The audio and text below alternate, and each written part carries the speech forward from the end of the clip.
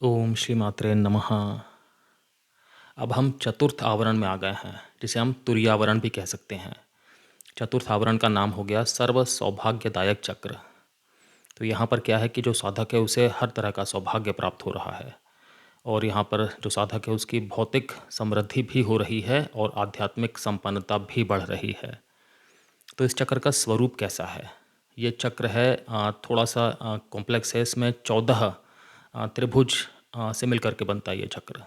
तो 14 त्रिभुज हैं इसमें, तो 14 कोण भी हुए। और श्रीयंत्र में हम समझते हैं कि जो श्रीयंत्र की एक तरह से मुख्य संरचना है उसमें 4 त्रिभुज हैं जो कि ऊपर की तरफ जिनका की कोण है, जिसे हम कह सकते हैं कि ऊर्ध्व केंद्रित हैं, शिव का प्रतीक हैं। और 5 त्रिभुज हैं जो कि अधो केंद्रित हैं, मतलब कि जो उनका कोण है वो नीचे की तरफ इंगित है, वो शक्ति के स्वरूप हैं।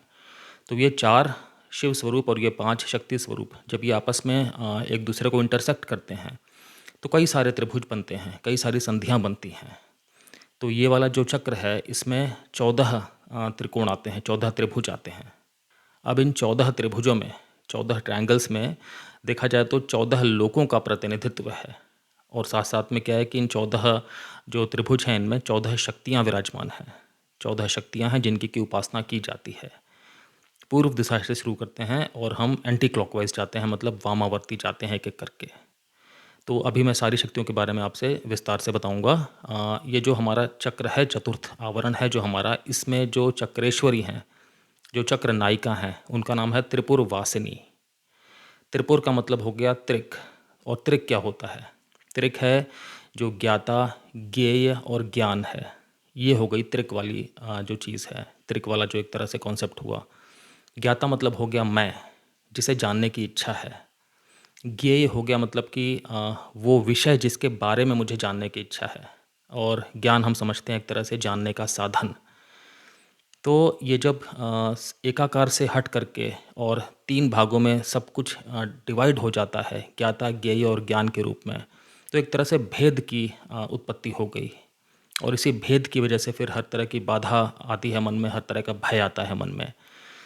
तो त्रिपुर वासिनी जो नाम है, वासी का मतलब होता है कुल्हाड़ी या कुठारिका, और वासिनी का मतलब हो गया कि जो कुल्हाड़ी का प्रयोग करे या कुठारिका का प्रयोग करे। तो यहाँ पे जो पराभट्टारिका महात्रिपुर सुंदरी देवी हैं, जो उनका स्वरूप है त्रिपुर वासिनी देवी, तो त्रिपुर वासिनी का मतलब हो गया कि जो त्रिक है उसको कुठारिका के प्रहार से ख़त्म करने वाली, या कुल्हाड़ी के प्रहार से उसको काटने वाली। तो यहाँ पर क्या है कि जो त्रिक है, जो भेद है, वो भेद खत्म हो रहा है और सब कुछ एक रस हो रहा है, एकाकार हो रहा है, शिव शक्ति में विलीन हो रहा है साधक। तो वो वाला नाम है त्रिपुर वासिनी।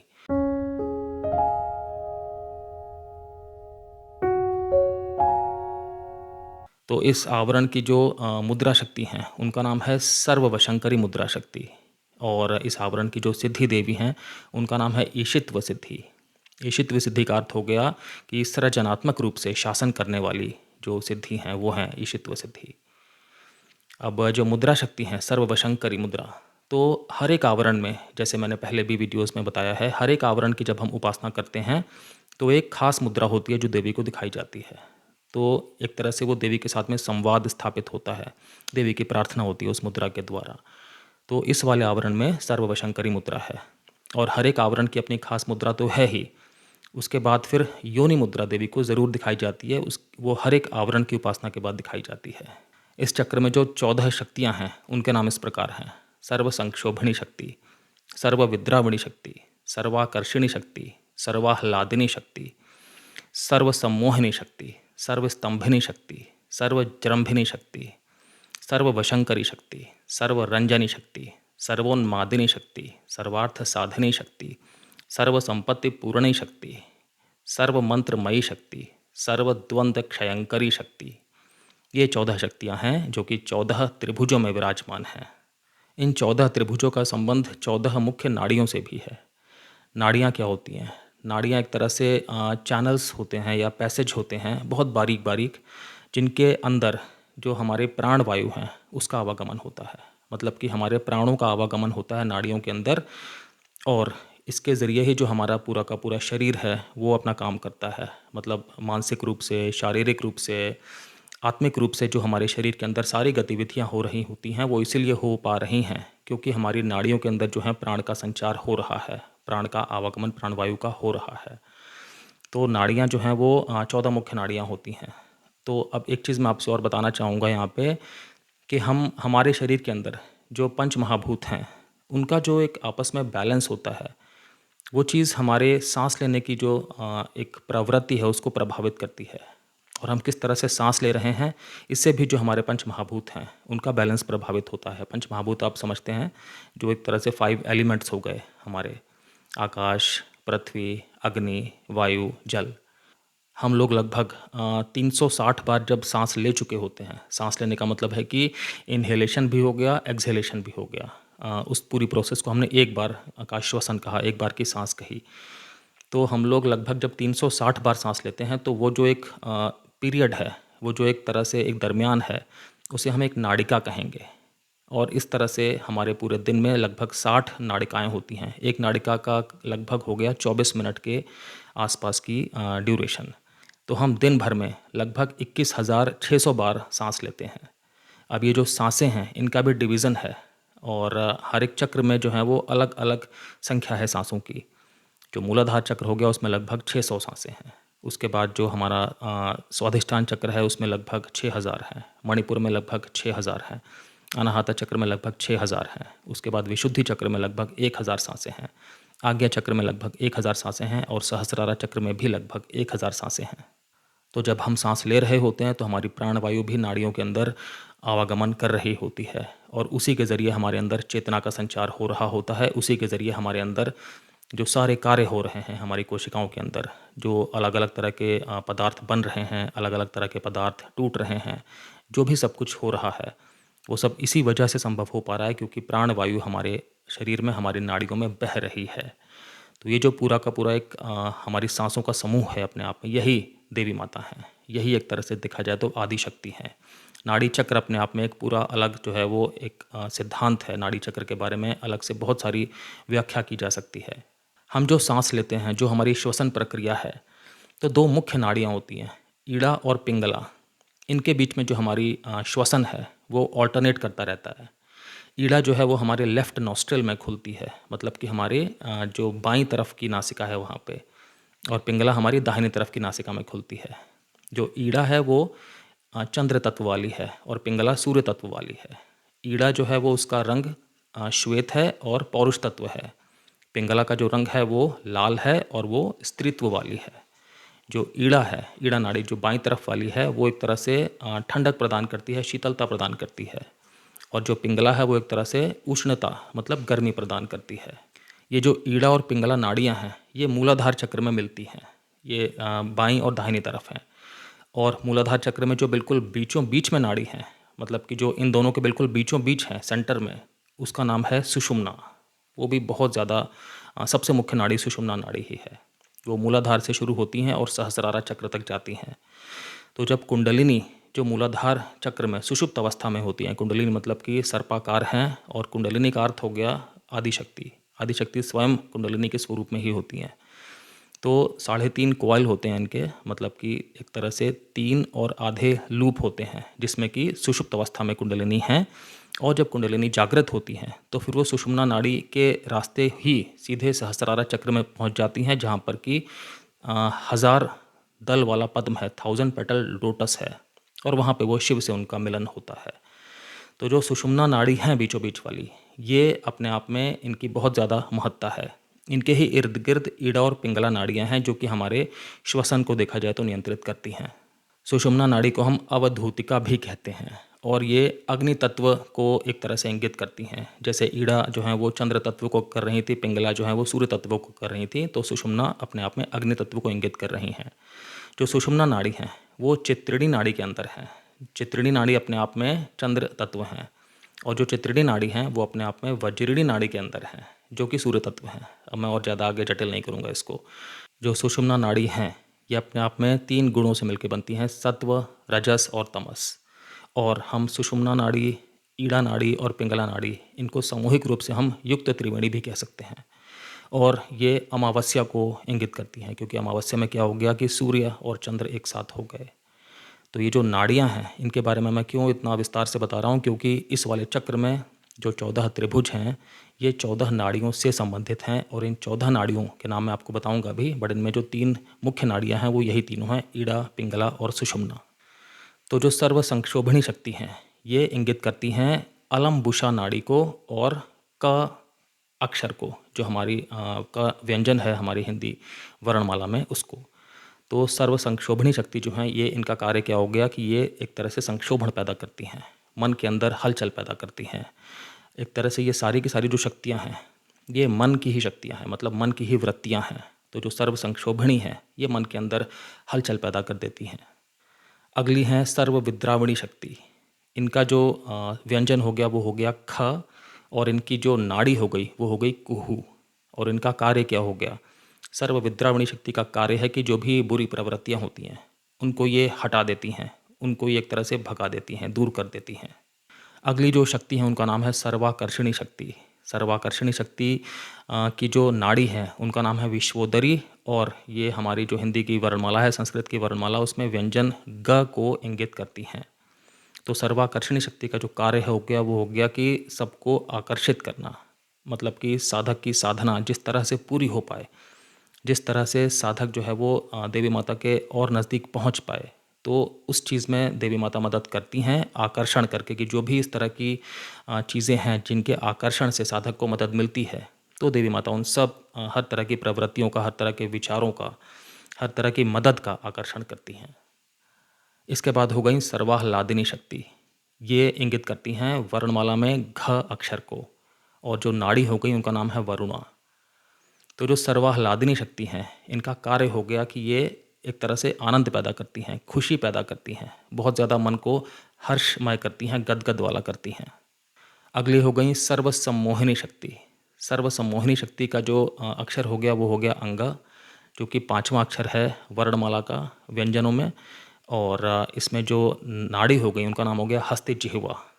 तो जो सर्वसम्मोहिनी शक्ति है इनका कार्य हो गया एक तरह से भ्रम पैदा करना, सम्मोहन में डाल देना, बिल्कुल कि अब जो वो चाह रही हैं तो वही चीज़ समझ में आ रही है, वही चीज़ दिखाई पड़ रही है, एक तरह से भ्रमित कर देना बिल्कुल। अगली शक्ति है सर्वस्तंभिनी शक्ति, और इसमें जो नाड़ी है उनका नाम है यशोवती, और यहाँ पे जो अक्षर है वो हो गया च। तो सर्वस्तंभिनी शक्ति का जो कार्य है वो ये है कि बिल्कुल एक तरह से रोक देना, मतलब बिल्कुल अपनी जगह पे ही स्थिर कर देना, जैसे हम कहते हैं स्टैचू बना दिया। तो सर्वस्तंभिनी शक्ति जो है वो किसी भी प्रक्रिया को, किसी भी चीज़ को बिल्कुल उसी जगह पर यथास्थिति रोक सकती हैं। अगली शक्ति है उनका नाम है सर्वजृंभिनी शक्ति। ये वर्णमाला में 6 अक्षर को इंगित करती हैं, और इसमें जो नाड़ी हैं उनका नाम है पायस्विनी। तो सर्वजृंभिनी शक्ति का जो कार्य हो गया वो हो गया कि ये एक तरह से मुक्त करती हैं, रिलीज़र हैं। और ये मुक्त किसको करती हैं? जो साधक है। तो साधना के पथ पे जो भी अवरोध आ रहे हैं उन अवरोधों से साधक को मुक्त करती हैं, अवरोध हटाती हैं, ताकि साधक जो है वो अपनी साधना में आगे बढ़ता जाए, उसका मार्ग प्रशस्त होता जाए। अगली जो शक्ति है उनका नाम है सर्ववशंकरी शक्ति। इनमें जो नाड़ी हैं वो है गांधारी, और वर्णमाला में जो अक्षर है ज उसे इंगित करती हैं ये। सर्ववशंकरी शक्ति का कार्य हो गया कि ये सब कुछ अपने वश में कर सकती हैं, सब कुछ पे कंट्रोल कर सकती हैं, सबको सबजुगेट कर सकती हैं। तो साधक की साधना बिल्कुल ठीक से होती रहे, अनविरत रूप से होती रहे, और उसमें किसी भी तरह का कोई बाधा ना आए, उस चीज़ में ये साधक की पूरी मदद करती हैं, साधक को आशीर्वाद देती हैं। और जिस तरह से भी किसी भी चीज़ को वश में करके यदि साधक का आगे भला हो रहा है, यदि साधक आगे अपने मार्ग में बढ़ रहा है, तो फिर वो साधक को पूरी तरह से आशीर्वाद देती हैं। इनके बाद आई सर्वरंजनी शक्ति। सर्वरंजनी शक्ति में जो नाड़ी है उनका नाम है पूषा, और जो अक्षर है वर्णमाला का वो हो गया झ। सर्वरंजनी शक्ति का कार्य हो गया कि ये सबको प्रसन्न करती हैं, सबके अंदर एक डिलाइट वाली भावना लाती हैं, बिल्कुल अंदर से जो है वो मन प्रसन्न हो जाना। अगली शक्ति का नाम है सर्वोन्मादिनी शक्ति। सर्वोन्मादिनी शक्ति की जो नाड़ी हैं उनका नाम है शंखिनी, और जो वर्णमाला में अक्षर है उसका नाम है ईया। तो ये जो सर्वोन्मादिनी शक्ति हैं इनका कार्य हो गया कि ये एक तरह से उन्माद वाली भावना पैदा करेंगी, मद वाली भावना पैदा करेंगी। इनके बाद है सर्वार्थ साधनी शक्ति। सर्वार्थ साधनी शक्ति में जो नाड़ी है उनका नाम हो गया सरस्वती, और वर्णमाला का अक्षर हो गया ट। जो सर्वार्थ साधनी शक्ति है इनका कार्य हो गया कि ये हर तरह की जो डिज़ायर्स हैं वो पूरी करेंगी। जो भौतिक इच्छाएं हैं, जो आध्यात्मिक इच्छाएं हैं साधक की, उन्हें पूरा करेंगी। इसके बाद है सर्व संपत्ति पूर्णी शक्ति। सर्व संपत्ति पूर्णी शक्ति जो है वो ईड़ा नाड़ी के साथ संबंधित हैं। मैंने ईड़ा, पिंगला और सुषुम्ना नाड़ी के बारे में आपको बता रखा है। तो जो सर्व संपत्ति पूर्णी शक्ति हैं ये ईड़ा नाड़ी से संबंधित हैं, और हम वर्णमाला में जाएं तो ये ठ अक्षर के साथ में संबंधित हैं। इनका जो कार्य है वो हो गया कि हर तरह का जो भौतिक समृद्धि है, जो भौतिक संपन्नता है, मतलब जो फिजिकल हमारे जो मटेरियलिस्टिक गेन्स हैं, उन सब का आशीर्वाद देती हैं ये। इनके बाद हो गई सर्व मंत्रमयी शक्ति। ये संबंधित हैं पिंगला नाड़ी के साथ में, और इनका जो अक्षर हो गया वो हो गया ड। तो सर्व मंत्रमयी शक्ति का अर्थ हो गया कि इनके अंदर सभी मंत्रों का वास है। तो ये एक तरह से साधक की पूरी तरह से रक्षा करती हैं। उनके बाद जो 14वीं शक्ति हैं उनका नाम है सर्वद्वंद्व क्षयंकरी शक्ति। इनका जो अक्षर है वो हो गया ढ, और जो नाड़ी हो गई वो हो गई सुषुम्ना, जो बिल्कुल बीचों बीच वाली नाड़ी है, जो मेरुदंड में हमारे बीचों बीच होती है, हमारी स्पाइन में, जिनके दोनों तरफ ईड़ा और पिंगला होती हैं। तो सर्वद्वंद्व क्षयंकरी, इसका मतलब हो गया कि हर तरह की डुअलिटी को, हर तरह के जो एक तरह से द्वैत भाव होता है उसका क्षय करती हैं, उसका नाश करती हैं, ताकि सब कुछ एक रस हो सके। ये समझ सके साधक कि सब कुछ एक ही है, सब कुछ परम शिव में विलीन हो जाने वाला ही है, ताकि जो साधक है वो साधना करते करते शिव शक्ति में विलीन हो सके, समझ सके कि वो एक रूप ही है, कुछ भी भेद नहीं है। इस चक्र में जो योगिनियाँ हैं उन्हें हम संप्रदाय योगिनी कहते हैं। संप्रदाय योगिनी का मतलब हो गया सबसे उत्कृष्ट वस्तुओं को देने वाला, सर्वोत्कृष्ट वस्तुओं को प्रदान करने वाले को हम संप्रदाय कहते हैं। तो यहाँ पे संप्रदाय योगिनी से अर्थ है कि सर्वोत्कृष्ट ज्ञान जो है वो जो हमें योगिनियाँ दे रही हैं, जो शक्तियाँ दे रही हैं, वो इस आवरण में स्थित हैं, वो यहाँ पर सुशोभित हैं। और जब हर तरह का सर्वोत्तम सर्वोत्कृष्ट ज्ञान मिलेगा साधक को, तो साधक की फिर जो आगे का मार्ग है और जो उसे आगे के चक्रों में जाना है, वो उसका मार्ग और प्रशस्त होगा। वो आगे जाकर के परम शिव और शक्ति में विलीन होने के लिए और ज़्यादा अंदर से तैयार होगा। उसे बहुत ज़्यादा गूढ़ ज्ञान की प्राप्ति होती रहेगी अपनी साधना मार्ग में आगे, और उसे बहुत तरह के अनुभव भी होंगे जो कि उसे देवी माता के और परम शिवा के और ज़्यादा नज़दीक लेके जाएंगे। ये जो हमारा चौथा आवरण है, सर्व सौभाग्यदायक चक्र, जिसे हम चतुर्दशार भी कहते हैं, इसे हम चांद्रखंड भी कहते हैं या प्रमेयपुर भी कहते हैं। और हमारे शरीर में जो स्वाधिष्ठान चक्र है, जो हमारी नाभि के नीचे होता है, हमारे लिंग के पास, वहाँ पर जो है इसका स्थान है। और एक हम कमल से मन में कल्पना कर सकते हैं जिसके 6 दल हैं, मतलब 6 पंखुड़ियाँ हैं, और उसमें बम, भम, मम, यम, रम, लम ये विद्यमान हैं। जो ये 6 दलों वाला कमल है, इसकी जो शक्तियाँ हो गई वो हो गई बंधिनी, भद्रकाली, महामाया, यशस्विनी, रक्ता और लंबोष्ठी। चक्र की जो स्वामिनी है वो है काकिनी शक्ति, और जो चक्र के देवता हो गए इसके, वो हो गए चतुर्मुख ब्रह्मा जी। उपासना में जब साधक आगे बढ़ता है तो ये तो ज़रूरी है ही कि साधक के मन में शुद्धि हो, साधक के मन में बहुत ज़्यादा भक्ति हो देवी माता के लिए। ये भी ज़रूरी है कि साधक के अंदर एक बहुत ज़्यादा अनुशासन हो पूजा करने का, उपासना करने का, क्योंकि कहीं ना कहीं साधक की परीक्षा भी होती ही है, और साधक को परीक्षा में उत्तीर्ण होना होता है, तभी वो आगे के स्तर पर जा पाता है।